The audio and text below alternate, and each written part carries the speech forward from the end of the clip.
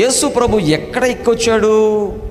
గాడిద మీద ఎక్కొచ్చాడు. హల్లెలూయా. ఇప్పుడు మిమ్మల్ని గాడిద మీద ఎక్కమంటే ఎక్కుతారా? గుర్రం మీద ఎక్కమంటే తప్పని ఎక్కుతారు. ఒక్కొక్కసారి గుర్రాలు వస్తే ఏం చేస్తారు పిల్లలు? ఏం చేస్తారు? నేను ఎక్కుతా గుర్రం ఎక్కుతా అంటే గుర్రం ఎక్కడానికి ఇష్టపడతారు, కానీ గాడిదని ఎక్కడానికి ఎవరు ఇష్టపడరు. ఒక 33 సంవత్సరాల జీవించినటువంటి ఈ భూమి మీద జీవించిన యేసు ప్రభు శిష్యులతో చెప్తున్నాడు, అక్కడ ఒక ఇంటి దగ్గర గాడిద పిల్లలను కట్టి ఉంచుతారు, మీరు వెళ్ళి మా రాజుకు ఈ గాడిద కావాలి, గాడిద పిల్ల కావాలని చెప్పండి, వారు విప్పి పంపిస్తారు అని రాయబడింది. దేవుని స్తోత్రం. ఏం చేస్తారట? ఇదేంటి, నీ పేరు చెప్పగానే వాళ్ళు విప్పి పంపిస్తారా? దాంతో నీకేది? శిష్యులకు అర్థం ఏంటి? గాడిద పిల్ల ఏంటి?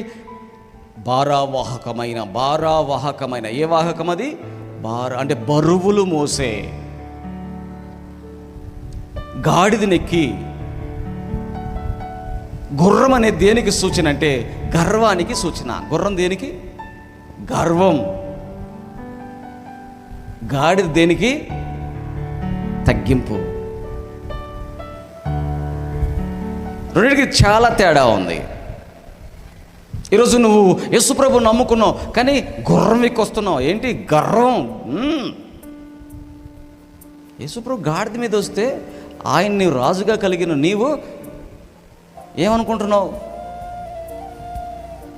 ఆయన దీన మనస్సు, ఇంతకు పాడుకుని దీన మనస్సు గలవారికే సమృద్ధిగా కృప.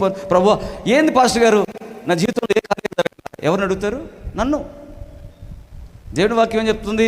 దీన మనసు గలవారికే సమృద్ధిగా కృపను దయచేయువాడవని. ఎవరికంట సమృద్ధిగా కృప? చెప్పండి, ఎవరికి? దీన మనస్సు. యేసు ప్రభు ఎవరని? నేను దీన మనస్సు గలవాడను, నేను ఆ గాడిదెక్కి వస్తున్నాను. ఒక సూచన చూపిస్తున్నాడు. I am the king. ఎలాంటి కింగు? గర్వించే కింగ్ కాదు. I am the king with a servant mind. Hallelujah. ఏ మైండ్? చెప్పండి, ఏ మైండ్? దాసుని మనస్సు. King of servant mind. రాజే, కానీ ఏ మనస్సు? దాసుని మనస్సు, తగ్గించుకున్న మనస్సు, దీన మనస్సు. అందరు రాజులు ఎలా ఉంటారు? రాజు అంటే ఎలా ఉంటారండి? గర్వంగా ఉంటారు. నడిచేది ఎట్టుంటుంది? గర్వంగా ఉంటుంది. కూర్చునేది ఎట్టుంటుంది? గర్వంగా ఉంటుంది. మాట్లాడేది ఎట్టుంటుంది? గర్వంగా ఉంటుంది. రాజు అంటేనే గర్వం. కానీ అందరి రాజుల యొక్క రాజుకి నా యేసు రాజుకి తేడా ఏంటంటే, నా యేసు రాజు దీనుడుగా వచ్చాడు ఈ భూమి మీదకి. అందుకనే పేదవాణ్ణి కూడా తోసివేయడు. హల్లెలూయా. రోగముతో మంచం పట్టిన వాడిని కూడా వదిలిపెట్టడు. అందరినీ పట్టించుకుంటాడు. వాళ్ళని పట్టించుకుంటాడా? గర్వం కలిగిన రాజు. డబ్బున్నోడు పట్టించుకుంటాడా? పేదోడిని పట్టించుకుంటాడు. డబ్బున్నోడు, అధికారం ఉన్నాడు. దూరంగా ఉండండి, కొంచెం దూరంగా ఉండండి. ఆయన నడుస్తుంటే అంట 5 అడుగులు దూరంలో ఉండాలంట మనుషులు, 10 అడుగులు దూరంలో ఉండాలి. ఈ మధ్య పాస్టర్లు కూడా ఈ పిచ్చే పట్టింది. ఏ పిచ్చి? మనుషుల దగ్గర రాకుండా ఒక 4 ఉంటారు వాళ్ళ చుట్టూ. ఈ 4 ఏం చేస్తారు? నా యేసయ్య ప్రతి మనిషిని కూడా ఏం చేస్తున్నాడు? ప్రేమ, తగ్గింపు, ప్రేమిస్తున్నాడు. కుష్ఠరోగి కూడా వచ్చి పరిగెత్తుకుంటూ వచ్చి యేసు ప్రభువు దగ్గరికి వచ్చేయంటే కారణం ఏంటి తెలుసా? ఆయన ప్రేమ అంత ప్రాకింది, అంత దూరం వెళ్ళింది.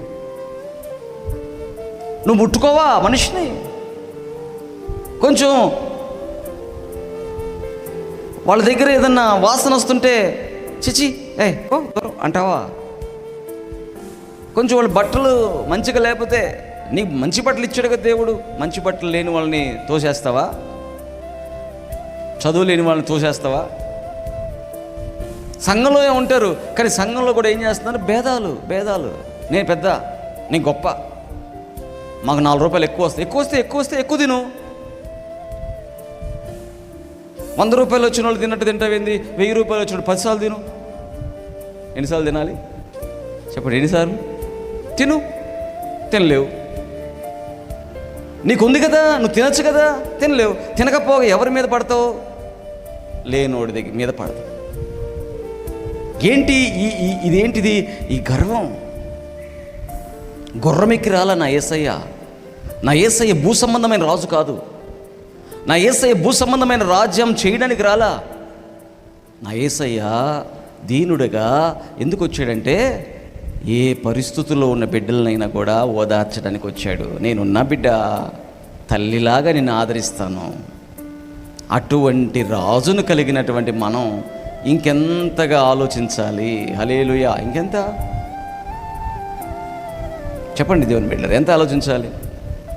ఇవన్నీ తెలుసు యేసుప్రభుకి. పరలోకం నుండి తండ్రి సింహాసనముతో సమానములో కూర్చున్నటువంటి యేసుప్రభుకి ఈ భూమి మీదకి వచ్చేటప్పుడు ఎలా రావాలో తెలుసు. ఎలా రావాలి? సృష్టిని సృజించినటువంటి సృష్టికర్త ఎలా రావాలంట? పిడికిలు తీసి ఆ సృష్టికర్త ముఖాన గుద్దుతుంటే ఓర్చుకోవాలా? ఉమ్మేస్తుంటే తూ అని ఊస్తే ఓర్చుకోవాలా? దైవజనులు యేసన్న గారు ఒక ఇంట్లో ప్రార్థనకు వెళితే ఆ తల్లి అంట, అయ్యా పప్పుచారు వేసి అన్నం పెడతానయ్యా తినేళ్ళయ్యా అంటే, వద్దమ్మా పర్లేదు వద్దంటే, లేదయ్యా ఆ దైవజనుడు మా ఇంటికి వచ్చాడు, అయ్యా పప్పుచారు వేసి అయ్యా కరేపాకేసి తాలింపేసి పెట్టానయ్యా కొంచెం తినయ్యా అని అంటే, సరే మా పెట్టమ్మా అని తల్లి పెడుతుంటే అలా 2 ముద్దలు కలుపుకుంటుంటాడు. ఆ ఇంటికి ఒక త్రాగుబోతుగా ఉన్న తన భర్త ఆ ఇంట్లోకి వచ్చి చూసి భయంకరంగా కోపం తెచ్చుకొని తింటున్నటువంటి కంచంలో తూ అని ఊస్తే, ఇతడు ఆ తల్లి ప్రేమను ఏం చేయలేదట.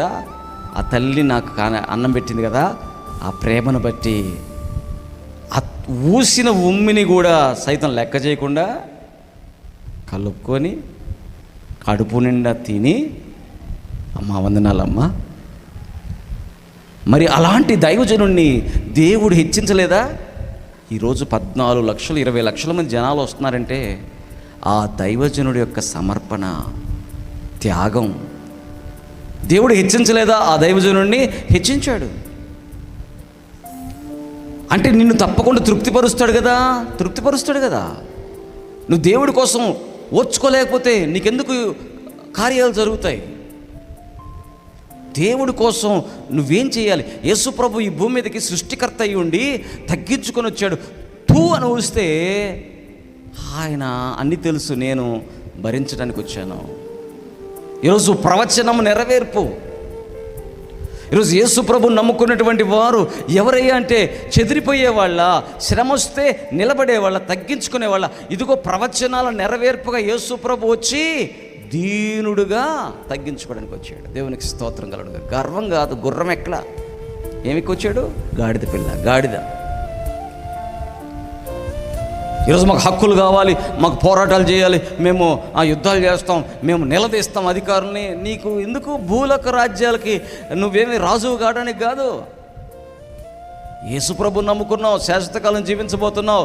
కొద్ది కాలం శ్రమలు ఉంటాయి, సంతోషించు. శ్రమ వచ్చిందా? రైట్, థ్యాంక్ యూ జీసస్, హల్లెలూయా. ఎవరినో నిందించొద్దు, ఎవరినో అన్యులను చూసి అది కాదు. మనకేమవుతుందో ఆలోచనలు వద్దు అసలుకి. దేవుడు మనల్ని పోషిస్తాడు ఖచ్చితంగా. ప్రవచనాలు నెరవేర్చిన దేవుడు తన బిడ్డల్ని కంపల్సరీ హెచ్చిస్తాడు. నీ చేతి పనిని ఆశీర్వదిస్తాడు. నువ్వు దేవుడి మీద ఆధారపడు. నువ్వు యేసుప్రభు నమ్ముకున్నాను అంటున్నావు కానీ ఆధారపడలా. నువ్వు యేసుప్రభు నమ్ముకున్నాను అంటున్నావు కానీ ఆయన వాక్యం ప్రకారం నువ్వు నిలబడలా. యేసుప్రభు నమ్ముకున్నాను అంటున్నావు కానీ ఆయన వైపు చూస్తే నిన్ను హెచ్చిస్తాడు దేవుడు. గుర్తుపెట్టుకోండి విషయాన్ని, హెచ్చిస్తాడు ఆయన. దేవుడు లేకుండా నువ్వు ఎన్ని లక్షలు పెట్టి వ్యాపారం పెట్టినా 2 నిమిషాలు కొలాప్స్ అయిపోద్ది. దేవుడిని కలిగి నువ్వు 10,000తో స్టార్ట్ చేయి. దేవుడు ఉంటే నీతో దేవుడు ఉంటే ఆ 10,000తో పెట్టినటువంటి ఆ వ్యాపారం 10 లక్షలుగా మారిపోయింది. కానీ నువ్వు దేవుడి నందు ఉన్నావా? దేవుడిని నెరవేర్పుగా ఉన్నావా? ఆయన యొక్క వాక్యాలు నాలో నెరవేరాలి. యేసయ్య ఎలా వచ్చాడు? జకరియా గ్రంథములో రాయబడిన ప్రవచనం నాలో నెరవేరాలి. కాబట్టి నేను గాడిదనెక్కి నామోషి అనుకున్నాడా? మన దేవుడు పని చేసుకోవడం మనం ఎందుకు సిగ్గుపడతాం? నో. నీ ఇంట్లో నువ్వు ఎలాగైతే సిగ్గుపడకుండా పని చేసుకుంటావో, దేవుడి మందిరంలో కూడా సిగ్గుపడనక్కర్లేని పనివాడిగా మన ముందుముగాక. ఆమేన్.